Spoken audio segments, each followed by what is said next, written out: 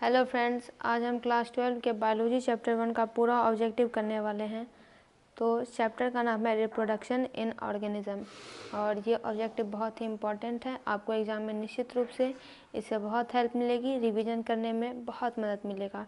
तो आप ध्यान से एक एक ऑब्जेक्टिव को समझते हैं ताकि आपको बहुत ज़्यादा याद ना करना पड़े।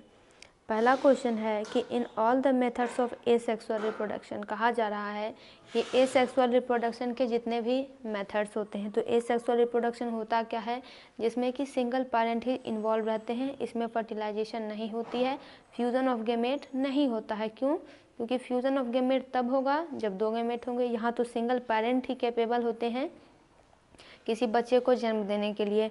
तो इस मेथड में कौन सी कॉमन बात होती है? तो पहला ऑप्शन देखते हैं कि offspring produce are genetically identical to the parents. देखिए, ये ऑप्शन बिल्कुल ही सही है, पहला ऑप्शन इसका बिल्कुल ही करेक्ट है। नंबर 1 में हम टिक कर देंगे कि जो बच्चे एसेक्सुअल रिप्रोडक्शन के द्वारा जन्म लेते हैं वो बिल्कुल अपने पेरेंट के जेनेटिकली आइडेंटिकल होते हैं। आइडेंटिकल का मतलब होता है एक समान होना, और जेनेटिकली का मतलब होता है एकदम जीन में जीन की जो है सेम कॉपी उतरती है। जैसे सेक्सुअल रिप्रोडक्शन जब होता है तो जो पेरेंट रहते हैं उसका सेम टू सेम वो उसका प्रोजेनी भी आता है।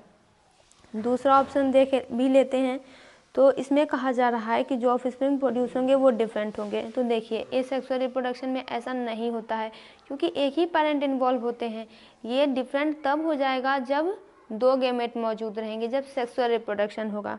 तीसरा है मे और मे नॉट भी, हो भी सकता है नहीं भी हो सकता है। ये स्टेटमेंट भी गलत है क्योंकि अगर एसेक्सुअल रिप्रोडक्शन से किसी बच्चे का जन्म होता है, कोई जीव का जन्म होता है, तो वो जेनेटिकली पेरेंट से आइडेंटिकल होगा ही होगा। फिर है मे और मे नॉट भी, तो इसे भी छोड़ देंगे क्योंकि जेनेटिकली आइडेंटिकल ये होगा ही, कोई कंडीशन नहीं होती है कि ये आइडेंटिकल ना हो। दूसरा क्वेश्चन है in the process of sexual reproduction nuclear divisions are. देखिए, जब सेक्सुअल रिप्रोडक्शन होता है, सेक्सुअल रिप्रोडक्शन क्या होता है, ऐसा क्वेश्चन 2 नंबर में पूछा जा सकता है। तो आप 3-4 पॉइंट लिख देंगे तो फुल मार्क्स मिल जाएंगे कि 2 पेरेंट्स इन्वॉल्व होंगे। पहले तो लिख देंगे 2 पेरेंट्स आर इन्वॉल्व, फिर लिखेंगे कि गेमेट्स का फॉर्मेशन होगा, मेल और फीमेल गेमेट होगा, फिर लिखेंगे फ्यूज़न ऑफ गेमेट होगा, फिर लिखेंगे कि जब सेक्सुअल रिप्रोडक्शन होता है तो इसमें वेरिएशंस बहुत सारे आते हैं। और यहाँ पे एक पॉइंट दिया जा रहा है कि जो न्यूक्लियस का डिवीजन होगा, जो न्यूक्लियर का डिवीजन होगा वो कैसे होगा। तो देखिए, एक तो माइटोटिकली होगा और दूसरा मियोटिक होगा। दोनों में होता क्या है कि जैसे मान लीजिए डिप्लॉयड है तो हैप्लॉयड कर देता है, और जो ऐसा होता है ये दोनों प्रोसेस हालांकि अलग अलग होते हैं, लेकिन इन दोनों में से एक में ये होता है कि जब म्यूसिस होती है तो जो डिप्लॉयड होते हैं वो हैप्लॉयड में वो कन्वर्ट हो जाता है म्यूसिस होके। फिर है कि during the sexual reproduction chromosome number is restored to normal diploid in the process of. अब ये कहा जा रहा है कि जब सेक्सुअल रिप्रोडक्शन होता है तो क्रोमोसोम नंबर रीस्टोर हो जाता है। ये जाकर किस प्रोसेस में होता है, क्योंकि जब सेक्सुअल रिप्रोडक्शन होता है तो 3-4 प्रक्रियाएँ होती हैं। तो ये होता है फर्टिलाइजेशन में, ये तब होगा जब मेल और फीमेल गेमेट का फ्यूज़न होता है, और फ्यूज़न को ही हम कहते हैं fertilisation. Asexual reproduction by budding occurs in, तो ईस्ट में देखिए, एसेक्सुअल रिप्रोडक्शन के बहुत सारे टाइप्स होते हैं, बहुत सारे टाइप्स होते हैं जिसमें होता है budding, binary fission, spore formation, vegetative propagation. उसमें एक टाइप है बडिंग का, और बडिंग होता किस में है तो ईस्ट में। ईस्ट उसका एक एग्जाम्पल है। ईस्ट एक माइक्रोब्स है जिसका बहुत जगह पे यूज पाया भी जाता है, बहुत सारा यूज इसका देखा भी गया। और चैप्टर, और एक तो चैप्टर ही है माइक्रोब्स इन ह्यूमन वेलफेयर, उसमें बहुत ही डिटेल में इसके बारे में पढ़ना है। तो देखिए, बडिंग में होता क्या है कि जो बॉडी होती है, जो ऑर्गेनिज्म होता है, उसमें एक बड निकल जाता है। बड यानी कि छोटा सा एक स्ट्रक्चर होता है, छोटा सा, एकदम छोटा सा, आपने डायग्राम में देखा होगा, वो निकल जाता है।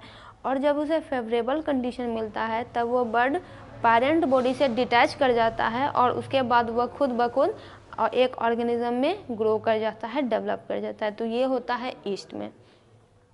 फिर एक क्वेश्चन है कि इन केस ऑफ बाइनरी और मल्टीपल फिजन। देखिए, बाइनरी फिजन का 2 प्रकार है। फिजन के तो ऐसे बहुत प्रकार होते हैं, बाइनरी फिजन, मल्टीपल फिजन, और 3-4 प्रकार होते हैं।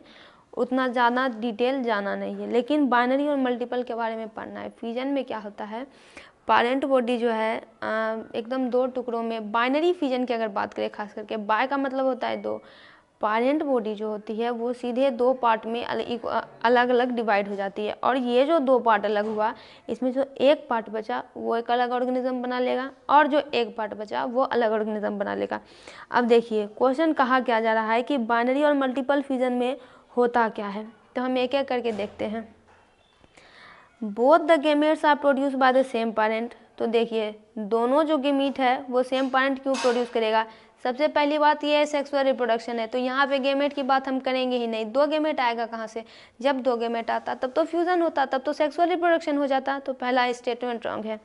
Different gametes are produce by different parent. Gamete की जरूरत ही नहीं है बाइनरी फिजन में। फिजन में गेमेट्स का फॉर्मेशन होता ही नहीं है, ये एसेक्सुअल रिप्रोडक्शन है। फिर है कि similar gametes are produce by different parent. ये स्टेटमेंट भी रॉन्ग है। गेमेट की बात की जा रही है, गेमेट पे हम जाएंगे ही नहीं। यहाँ पे होता क्या है कि जो बॉडी होती है, पेरेंट बॉडी होती है, वो ही डिवाइड कर जाती है, तो गेमेट का फॉर्मेशन कहाँ हुआ। एक बॉडी थी, देखिए बाइनरी फिजन आपने ऐसे ऐसे ऐसे करके दिखा होगा अमीबा में भी, तो पेरेंट बॉडी ही अलग हो जाती है, दो पार्ट में डिवाइड हो जाती है, तो the whole parent body become a reproductive unit. तो ये ऑप्शन इसका सही है, नंबर डी सही है।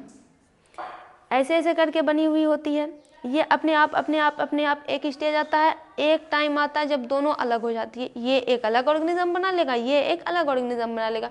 तो गेमेट का फॉर्मेशन हुआ कहाँ, तो ऑप्शन डी सही होगा। जो पूरा पेरेंट बॉडी होती है वही एक रिप्रोडक्टिव यूनिट बन जाता है।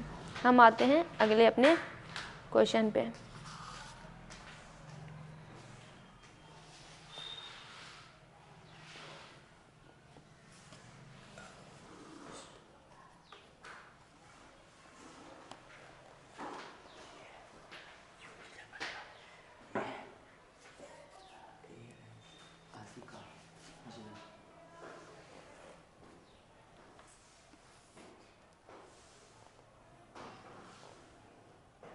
यहाँ पे देखिए 6 नंबर क्वेश्चन में हम देखते हैं कि इन एसेक्सुअल रिप्रोडक्शन, यानी एसेक्सुअल रिप्रोडक्शन में क्या होता है।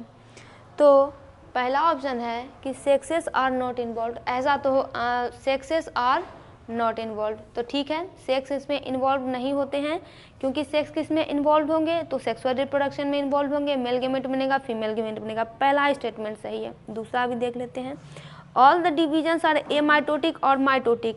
तो जितने भी डिवीजन होते हैं एमाइटोटिक होते हैं और माइटोटिक होते हैं, क्योंकि यहाँ पे डिप्लॉयड को हैप्लॉयड में करना माइटोटिक की बात हो रही है, तो इसमें हम सीधा जानेंगे कि जितने भी डिवीज़न होते हैं वो या तो माइटोटिक होंगे या एमाइटोटिक होंगे। फिर है कि जो न्यू इंडिविजुअल होंगे वो एकदम जेनेटिकली जीन से अपने पेरेंट्स के आइडेंटिकल होंगे, ये भी सही है। तो इसमें हो जाएगा ऑल ऑफ द अबव। अब देखिए अगर आपसे क्वेश्चन पूछ लिया जाए कि सेक्सुअल रिप्रोडक्शन होता क्या है, 2 मार्क्स में या फिर 5 मार्क्स में, तो आप अगर ये 3 पॉइंट भी लिख देते हैं और एक एग्जाम्पल लिख दीजिएगा और उसमें एक बात लिख दीजिएगा कि सेक्सुअल रिप्रोडक्शन में डिफरेंसेस देखने को नहीं मिलते हैं, वेरिएशन नहीं आते हैं, जिसके कारण ये इवोल्यूशन में कोई रोल नहीं प्ले कर पाता है, तो आपको फुल मार्क्स मिल जाएंगे। और अगर 2 नंबर में पूछा गया तो ये 3 पॉइंट ही बहुत ज़्यादा है। Process of multiple fission usually occurs in. Fission का ही एक टाइप होता है मल्टीपल फिजन, बाइनरी फिजन, जो कि हम देख चुके हैं। तो मल्टीपल फिजन का जो प्रोसेस होता है वो यूजुअली कब होगा, यानी किस, यहाँ पे देखिए कंडीशन की बात हो रही है, तो ये तब होता है जब इन्वायरमेंट में अनफेवरेबल कंडीशन अवेलेबल होते हैं। मल्टीपल फिजन के साथ ऐसा केस है। फिर है कि सेक्सुअल रिप्रोडक्शन में of springs resemble the parent. Resemble का मतलब होता है एक सा लगना। तो जब सेक्सुअल रिप्रोडक्शन होगा तो जो बच्चे होते हैं वो पेरेंट्स को कब रिसेंबल करेंगे, ये यानी वो पेरेंट्स के जैसे कब लगेंगे, स्ट्रक्चर में तो लगेंगे। पहला ऑप्शन देखते हैं, देखिए structurally but not functionally. Structure में तो उनके जैसा ये लगेगा, लेकिन फंक्शन उनके या इनके फंक्शनली वो सेम नहीं होंगे। तो ऑप्शन ए हमारा सही है। फिर हम आते हैं 9 नंबर पर। 9 नंबर पर है कि commonest mode of reproduction in amoeba. अब अमीबा जो है एक माइक्रो ऑर्गेनिज्म है, आप लोग जानते होंगे यूनिसेलुलर ऑर्गेनिज्म है, एक ही सेल मौजूद होता है और एक ही सेल से इसके बॉडी के सारे फंक्शंस कंट्रोल होते हैं। तो इसमें रिप्रोडक्शन का एक कॉमनेस्ट मोड हमको बताना है। तो इसका कॉमनेस्ट मोड हो जाता है फिजन का। और फिजन में भी यहाँ एक टाइप हमारे पास दी गई है बाइनरी फिजन, मल्टीपल फिजन। तो अमीबा बाइनरी फिजन करता है। बाइनरी फिजन का अमीबा एक सबसे सटीक एग्जाम्पल है। अगर आपसे पूछा जाए, देखिए फिजन भी पूछे तो अमीबा लिख देना है, और अगर बाइनरी फिजन भी पूछे तो भी एग्जाम्पल में अमीबा ही लिख देना है, आंसर फुल मिलेंगे क्योंकि एक ही बात है। फिर हम आते हैं 10 नंबर पर। 10 नंबर कहता है कि in the life cycle of any sexually reproducing organism. देखिए कहाँ पे कहा जा रहा है कि कोई ऑर्गेनिज्म है जो कि सेक्सुअली रिप्रोड्यूस करता है। अगर उसके लाइफ साइकिल की बात करें तो उसके लाइफ साइकिल में 2 एसेंशियल इवेंट्स होते हैं। एक तो होता है न्यूक्लियर फ्यूजन, न्यूक्लियस का फ्यूजन होगा, और फिर होगा मियोसिस, यानी जो डिप्लॉयड सेल होंगे वो हैप्लॉयड में कन्वर्ट हो जाएंगे। But the sequence of this event में वेरी, लेकिन हर ऑर्गेनिज्म में ये सीक्वेंस अलग अलग होता है, किसमें पहले होता है किसमें बाद होता है, सब में अलग अलग बात है। So that the several distinct type of life cycles are possible. तो ऐसा होता है कि बहुत सारे लाइफ साइकिल पॉसिबल हो जाते हैं। तो which one of the following, तो नेचर में आपको बताना है कि कौन सा लाइफ साइकिल ऑकर करेगा, यानी कैसे कैसे किस सीक्वेंस से कौन कौन इवेंट होंगे। तो हम पहले से देखते हैं, इसका पहला एग्जाम्पल देखते हैं। देखिए पहले यहाँ कहा जा रहा है डिप्लॉयड ऑर्गेनिज्म, फिर हो जाएगा मियोसिस, फिर होगा हैप्लॉयड गेमेट, फिर होगा न्यूक्लियर और हैप्लॉयड डिप्लॉयड ऑर्गेनिज्म। देखिए ये जो सीक्वेंस है ये ठीक नहीं है। सीक्वेंस होता क्या है सही से वो जानते हैं। पहले आएगा हैप्लॉयड ऑर्गेनिज्म, उससे आएगा हैप्लॉयड गेमेट, क्योंकि देखिए सेक्सुअल रिप्रोडक्शन की बात हो रही है, यहाँ ये सेक्सुअल की बात हो नहीं रही है कि हम डिप्लॉयड में जाएंगे, हम तो हैप्लॉयड में जाएंगे। तो हम जाएंगे हैप्लॉयड ऑर्गेनिज्म में। हैप्लॉयड ऑर्गेनिज्म के पास एक गेमेट आएगा, हैप्लॉयड गेमेट आएगा। अब जाके फ्यूज़न होगा, जब न्यूक्लियर फ्यूज़न हो जाता है, जैसे देखिए मेल और फीमेल गेमेट आता है, मेल और फीमेल गेमेट का फ्यूज़न होगा, फिर बनेगा फर्टिलाइजेशन। फर्टिलाइजेशन के बाद किसकी फॉर्मेशन होती है, जाइगोट की, डिप्लॉयड जाइगोट वो बनाएगा, जाइगोट से वो डिप्लॉयड ऑर्गेनिज्म बनाएगा, ऑर्गेनिज्म के बाद होगा मियोसिस, उसके बाद फिर से हैप्लॉयड ऑर्गेनिज्म। तो ऐसा सीक्वेंस नेचर में चलता है, यही नेचर में देखा गया है। 11 नंबर की बात करें तो लिखा है कि virus free clones can be obtained from A virus infected plant. यानी कि अगर हमें वायरस फ्री क्लोन्स बनाने हैं, क्लोन आप समझते होंगे कि ऐसे ऑर्गेनिज्म होते हैं जो कि हमें सेक्सुअल रिप्रोडक्शन में मिलते हैं, क्योंकि वो जेनेटिकली भी सेम होते हैं और फिजियोलॉजिकली भी सेम होते हैं, अपने पेरेंट के अंतर करना बड़ा मुश्किल होता है, इसीलिए क्लोन्स कहा जाता है। तो वायरस फ्री क्लोन्स हम लोग वायरस इन्फेक्टेड प्लांट से ही निकाल सकते हैं। तो यह किस मेथड से होने वाला है, ये टिप टिश्यू कल्चर से होता है। Vegetative reproduction through offset is common in. देखिए वेजिटेटिव रिप्रोडक्शन एक सेक्सुअल रिप्रोडक्शन का टाइप होता है। वेजिटेटिव रिप्रोडक्शन सेक्सुअल रिप्रोडक्शन का टाइप होता है, लेकिन जब फिर आप वेजिटेटिव रिप्रोडक्शन के डिटेल्स में जाएंगे तो उसमें भी बहुत सारे होते हैं, जैसे कि रनर, ट्यूबर, ऑफसेट, और इसके बहुत सारे एग्जाम्पल होते हैं। तो वही पूछा जा रहा है कि ऑफसेट जो है वेजिटेटिव रिप्रोडक्शन किस में कॉमन होगा, तो वो इग्नोरिया में होता है। इग्नोरिया आप लोग जानते होंगे। इग्नोरिया वैसे साइंटिफिक नाम यहाँ दिया हुआ है, इसका जो कॉमन नेम है जो इस्तेमाल किया जाता है वो होता है वाटर हाइसिंथ। वाटर हाइसिंथ एक प्रकार का प्लांट है जो कि जैसे ही वाटर में इंट्रोड्यूस किया जाता है तब वो वाटर में जितने भी अवेलेबल ऑक्सीजन है उसको एब्जॉर्ब करना शुरू कर देता है, जिसके कारण उस जगह की जो मछलियाँ होती है उसमें ऑक्सीजन की कमी हो जाती है और वो मरना शुरू कर देती है। और ये एक एक्वेटिक वीड है, एक तरह से खरपतवार है, और इसे रिमूव करना बहुत मुश्किल होता है क्योंकि इसकी ग्रोथ जो है बहुत तेज़ी से होती है। Stem cuttings are commonly use for propagation, यानी किसे उपजाने के लिए हम स्टेम कटिंग करने का काम करते हैं, तो शुगर केन में ऐसा काम करते हैं। और स्टेम कटिंग भी एक वेजिटेटिव प्रोपेगेशन का भी एग्जाम्पल है। फिर हम आते हैं अपने नेक्स्ट क्वेश्चन पर। नेक्स्ट क्वेश्चन है कि एमोरफेलस में वेजिटेटिव रिप्रोडक्शन किससे होता है। देखिए एमोरफेलस जो है, एमोरफोफेलस जो है वो एक साइंटिफिक नाम है। इसमें वेजिटेटिव रिप्रोडक्शन किस यूनिट से होगा, तो वेजिटेटिव रिप्रोडक्शन में जिस यूनिट का यूज़ करते हैं, जैसे कोई टाइप है उसका यूज करते हैं तो उसे हम वेजिटेटिव यूनिट बोलते हैं। तो इसमें इस्तेमाल की जाती है कॉर्म में, कॉर्म के थ्रू ये होता है। बनाना प्लांट डेवलप्स फ्रॉम, केला का जो प्लांट होता है वो डेवलप करता है शक्कर से। शक्कर भी एक प्रकार का वेजिटेटिव यूनिट है। फिर हमें एक चीज़ और पढ़नी है बुक में, एक होता है मोनोकार्पिक प्लांट। मोनोकार्पिक प्लांट क्या कहते हैं, क्वेश्चन 2 नंबर में बहुत बार पूछा गया है। तो ये वैसे प्लांट होते हैं जो कि अपने जीवन में सिर्फ एक बार ही फ्लावर देते हैं, अपने पूरे लाइफ साइकिल में एक बार ही ये फ्लावरिंग करेंगे। फिर क्वेश्चन आता है कि बताइए nuclear division preceding the division of a single cell organism, यानी पहले सिंगल सेल ऑर्गेनिज्म का डिवीजन होगा, फिर न्यूक्लियर डिवीजन होगा, उसके बाद न्यू ऑर्गेनिज्म का फॉर्मेशन होगा। तो इस प्रोसेस को क्या बोलेंगे, इस प्रोसेस को बोलेंगे हम माइटोसिस। 17 का डी नंबर सही ऑप्शन होगा। अब हम बढ़ते हैं आगे।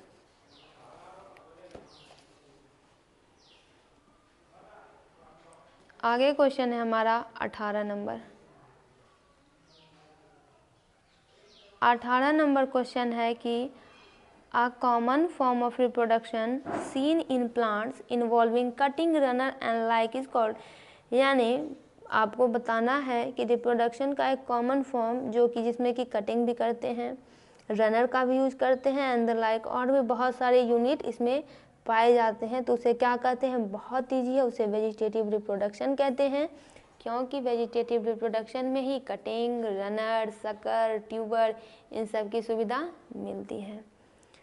फिर है कि growing black of body part lost in an accident is called, जैसे कि मान लीजिए कोई एक्सीडेंट हुआ और एक्सीडेंट में कुछ नुकसान हो गया, कुछ मान लीजिए चोट लग जाती है, शरीर का मांस निकल जाता है, वहाँ पे खड्डा हो जाता है, तो वो क्या होता है बाद में फिर से ग्रो कर जाता है, क्योंकि बॉडी जो है धीरे धीरे उसे रिकवर कर लेता है। तो वही पूछ रहा है कि इस प्रक्रिया को कहते क्या है। तो देखिए इस प्रक्रिया को कहा जाता है regeneration. Budding, regeneration, vegetative propagation and mitosis are example of which reproduction. देखिए आपको पता है, आराम से आप बता सकते हैं। देखिए बडिंग तो सबसे पहले किस में आ गया, एसेक्सुअल रिप्रोडक्शन में। रीजेनरेशन भी आ जाएगा हमारा, 7 क्लास में ये पढ़ना था रीजेनरेशन वाला टॉपिक, ये भी हो गया हमारा एसेक्सुअल रिप्रोडक्शन में। फिर है वेजिटेटिव रिप्रोडक्शन, ये भी हमारा एसेक्सुअल है, और माइटोसिस जो होता है वो भी हमारा एसेक्सुअल ही है। तो इसे डायरेक्ट हम एसेक्सुअल में टिक कर देंगे। देखिए सेक्सुअल ये होगा नहीं, बायसेक्सुअल होगा नहीं, और हेट्रोसेक्सुअल होगा नहीं। फिर है horizontal stems that are used by some plant for reproduction are called, यानी कुछ प्लांट के लिए, कुछ प्लांट को ग्रो करवाने के लिए हॉरिजॉन्टल स्टेम्स की ज़रूरत पड़ती है। हॉरिजॉन्टल आप समझते होंगे, ये होता है हॉरिजॉन्टल, ये होता है हॉरिजॉन्टल, और ये होता है वर्टिकल। कंफ्यूज नहीं होना है, ये वाला पार्ट वर्टिकल होता है, ये वाला पार्ट हॉरिजॉन्टल होता है। तो देखिए, तो किसी किसी के जो हॉरिजॉन्टल स्टेम यूज करते हैं रिप्रोडक्शन के लिए, तो उस यूनिट को क्या कहते हैं, तो उस यूनिट को रनर कहते हैं। Cutting would fall into which category of reproduction, सीधे वेजिटेटिव रिप्रोडक्शन में मार देना है।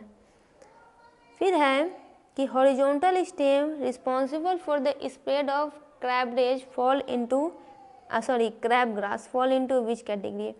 तो क्रैबग्रास के स्प्रेड के लिए जिस हॉरिजॉन्टल स्टेम का हम इस्तेमाल करते हैं वह किस कैटेगरी में आता है, तो वह आता है वेजिटेटिव रिप्रोडक्शन में। देखिए horizontal stem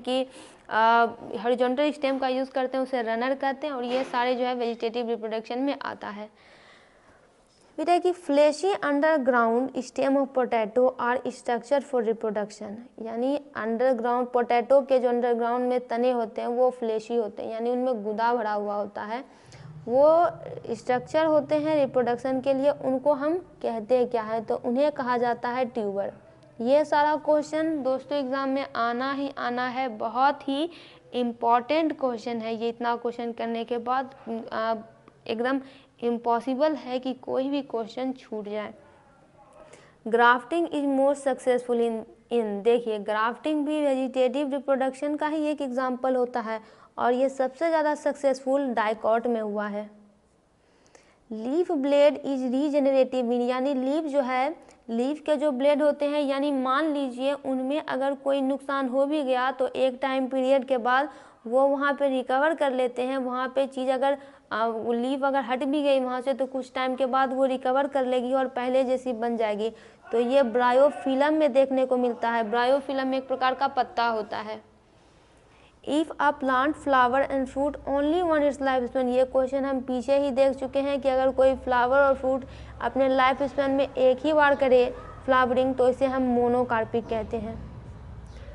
common features found in asexual and sexual reproduction. और देखिए अक्सर तो एग्जाम में ये क्वेश्चन आता है कि आपको बताना है कि एसेक्सुअल और सेक्सुअल में डिफरेंसेस क्या होते हैं। तो डिफरेंसेस तो आप बहुत बता सकते हैं, लेकिन यहाँ पे कॉमन फीचर्स पूछा जा रहा है तो वो अब आपको बताना है। तो देखिए पहला देखते हैं कि fusion takes place between two gamete. देखिए यहाँ पे FUSION होगा, गलत स्पेलिंग है। Fusion take place between two gamete, ये होता सेक्सुअल रिप्रोडक्शन में है, लेकिन ये सेक्सुअल रिप्रोडक्शन में फ्यूज़न तो होता नहीं है, फर्टिलाइजेशन होता नहीं है, तो ये तो डिफरेंस हो गया, कॉमन फीचर है नहीं, तो पहला स्टेटमेंट रॉन्ग हो गया। दूसरे की बात करें तो genetic material is transfer from parent to offspring, ये सही है, जेनेटिक मटेरियल तो ट्रांसफर होगा। एसेक्सुअल में तो पार्ट ही कभी कभी अलग हो जाता है, तो सारा जेनेटिक मटेरियल तो ऑफस्प्रिंग में चला जाता है, और सेक्सुअल में तो जाएगा ही क्योंकि गैमेट का फॉर्मेशन होगा। Process of meiosis take place, बिल्कुल नहीं, मियोसिस होगा सेक्सुअल रिप्रोडक्शन में, एसेक्सुअल में तो माइटोसिस होता है, माइटोटिक होगा। फिर है ये भी कॉमन फीचर नहीं होगा। चौथा है कि offspring exhibit some resemblance with the parent. देखिए एसेक्सुअल में तो होता ही है, एकदम जेनेटिकली आइडेंटिकल होगा, लेकिन सेक्सुअल में भी आइडेंटिकल तो होता है, लेकिन उतना नहीं, लेकिन कुछ ना कुछ आइडेंटिकल होता है। तो इसका ऑप्शन बी भी सही होगा, इसका ऑप्शन डी भी सही होगा।